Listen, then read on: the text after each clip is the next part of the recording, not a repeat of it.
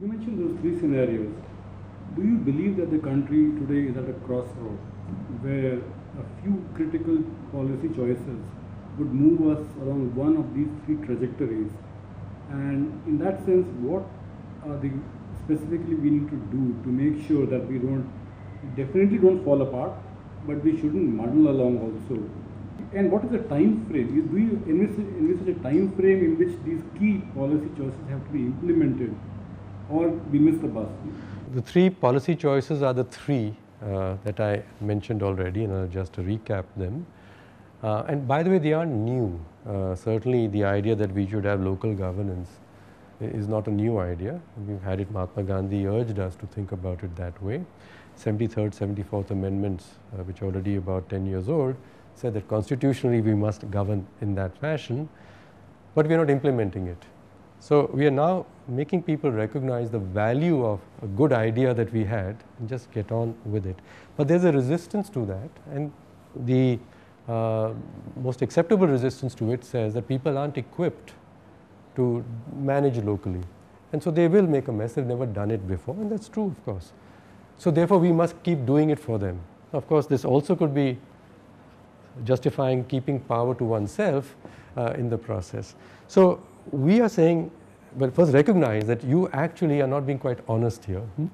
If that is the idea that you say is really the right idea for the system, then you will have to, as the person who currently has the power, change something. And this is going to be difficult for you, but there are two things you have to do. You will have to redesign the system even while you remain responsible for it, meaning pass on responsibility to others, equipping them to be able to discharge those responsibilities, okay? Which may result in 10, 15 years that the center has less power and needs less power because things are happening in a very good way in the country. So that's a policy choice, and you can understand the back of the mind problems and emotional problems that go in people to prevent this policy choice from being actually implemented on the ground. The second one about livelihoods versus handouts again has a very good strong emotional angle to it. Because if people are currently deprived and you say, well, livelihoods will take 5 years to improve. Until that time, I have to give them food. I have to give something to them free. True enough again. I mean, none of these choices are that black or white. It is that there's a direction you want to go, and you better start doing something for that direction. Yeah.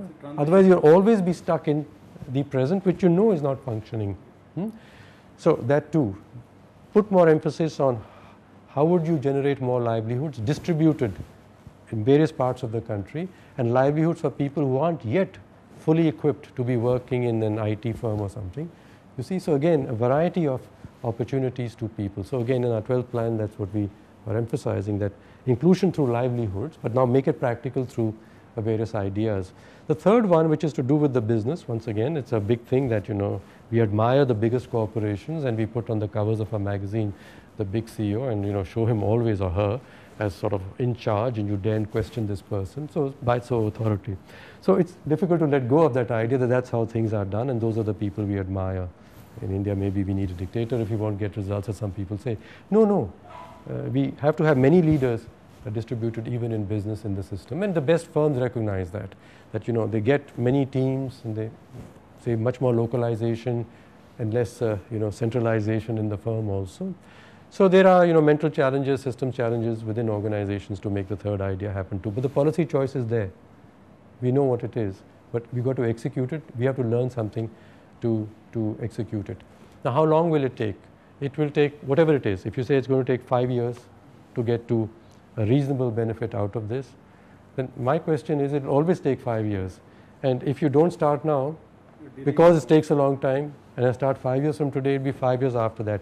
Meanwhile, the tension in the system is building up. And that's when we say that presently maybe it's a muddling along between these choices. We're saying some things that we want, but we are doing the other things for some good reason, because we don't know how to do the new things. So we are muddling along, conflicted between what we want and what we do, muddling along. But if we keep muddling along, the mistrust in the system is growing further and further. The degradation of our resources is going further and further.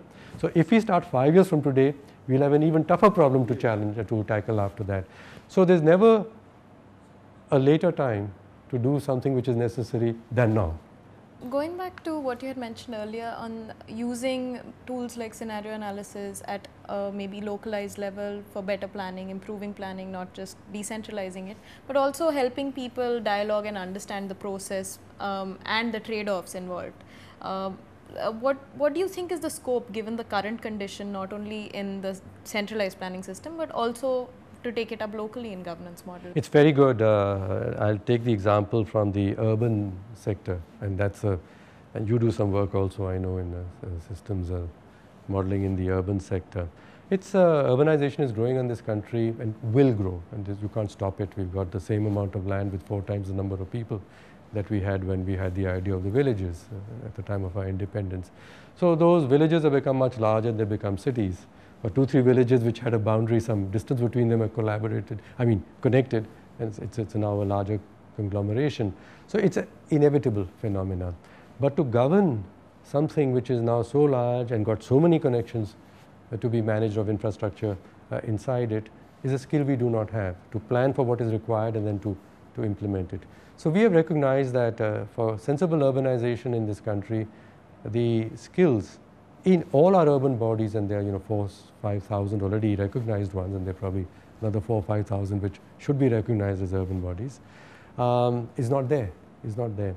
Now we can't from the center plan for these 8,000 urban bodies.